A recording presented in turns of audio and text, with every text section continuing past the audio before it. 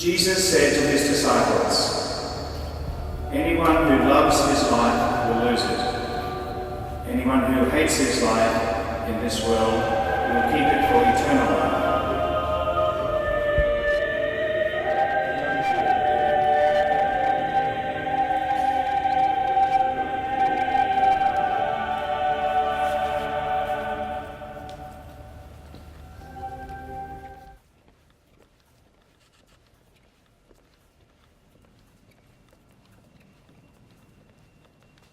Each year I come here to the cathedral for the Anzac Memorial Mass for the fallen.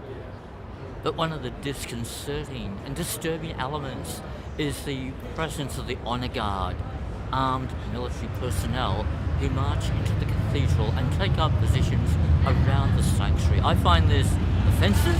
I find it a form of idolatry, that the symbols of violence are allowed into the place of peace, particularly when we proclaim the gospel of Jesus Christ, which is a gospel of non-violence. Jesus' lesson of sacrifice was one of letting go and not, as you say, reciprocating. And I think as that's happening around the world, that's what we need to be reminded of when we've just come out of Holy Week and into Easter.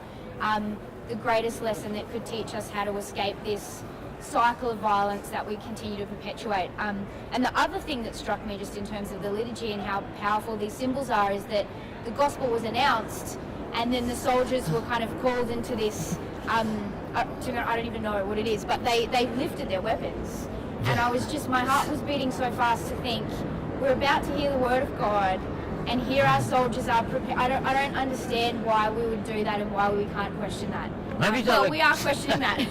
Maybe they're guarding us from really hearing the gospel. I don't know, but I think, but in terms of what I think needs to be the response, as Tony said, we want to hear our leaders speak about that in the context of what the gospel teaches, which is peace, which is love, and which is to turn the other cheek, which doesn't mean to lie down in submission, but it means to respond with a genuine desire for peace.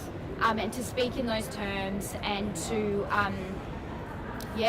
call for a change of heart. Just as Jesus cleansed the temple of the moneymakers, we too need to cleanse the church of its association with militarism, with the empire.